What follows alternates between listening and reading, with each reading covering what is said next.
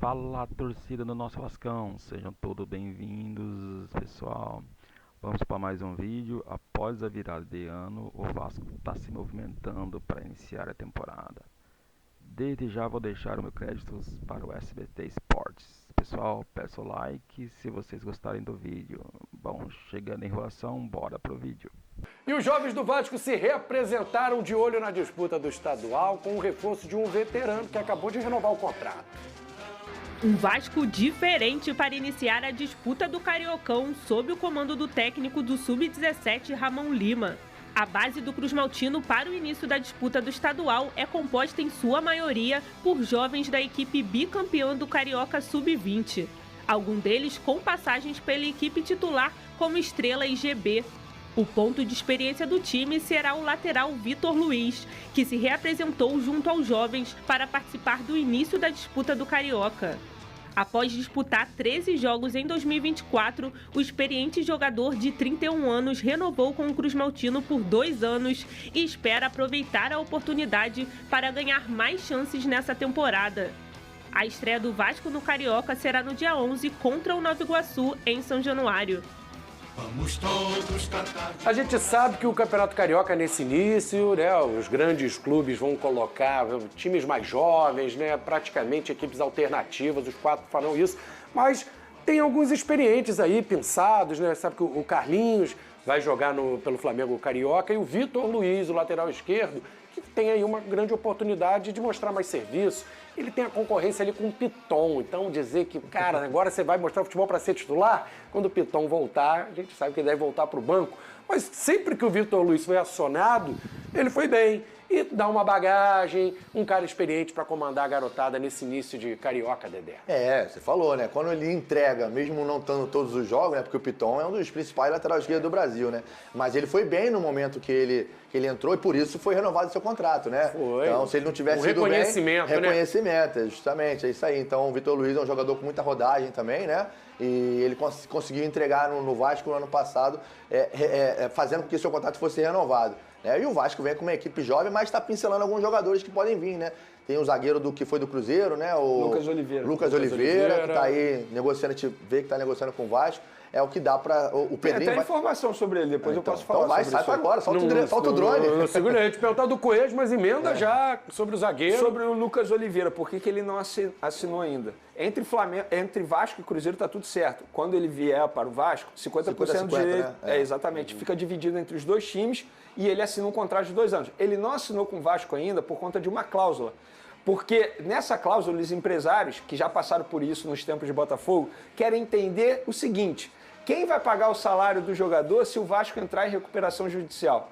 Porque eles passaram por esse perrengue, digamos assim, nos tempos de Botafogo, uma dificuldade danada, Botafogo com a recuperação judicial, enfim, vários salários ficaram atrasados, ou recebe durante 15 anos, é nesse nível. Então, no Vasco, esses empresários, já cientes do que pode acontecer, querem resolver essa cláusula. Quem vai pagar o salário do jogador se o Vasco... Exatamente, eles querem a garantia que o jogador vai receber. E faz sentido, tá? O jogador acaba de chegar ao Vasco da Gama, aí a recuperação judicial acontece em fevereiro ou em março. E aí, quem paga o salário do jogador? É por conta disso que ele ainda não assinou.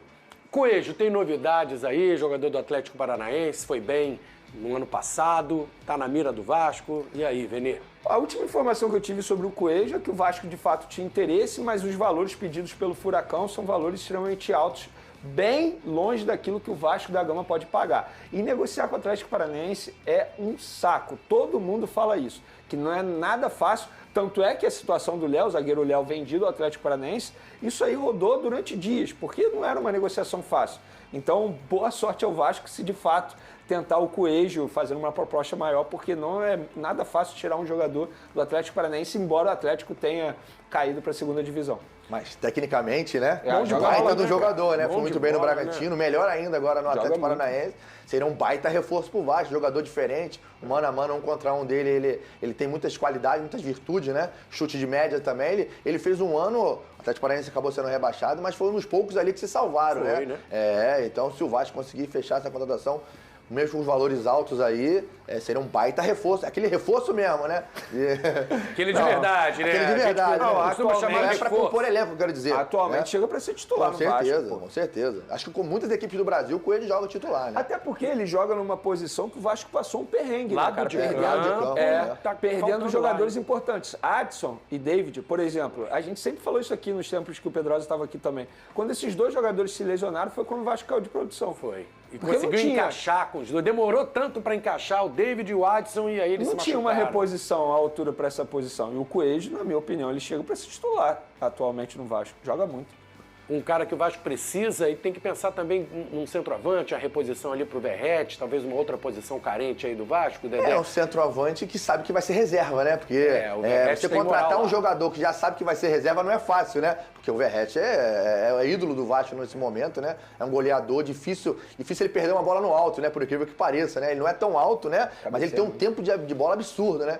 Então, contratar para repor, para saber que ele vai jogar alguns jogos na temporada, né, não é fácil. O Vasco os scouts tem que trabalhar, né, para conseguir um jogador desse porte, né? Pelo menos tem um, né? Tem muito time que não tem o centroavante e o Vasco tem um cara bom de bola que é o Verrete. Verrete acho que te entrega 20 gols no mínimo por ano, né? A diretoria tem que olhar mesmo pro lado de campo.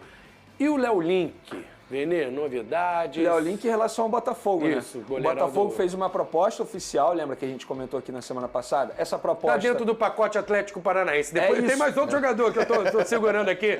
Outro do Atlético Paranaense pra Mas falar. isso sempre acontece assim com um elenco que tem bons jogadores que acabam caindo para a segunda divisão, né? Porque, teoricamente, esses jogadores não querem jogar a segunda divisão. O pessoal Léo Link- fica de olho, né? Quando tiver Óbvio, rebaixado.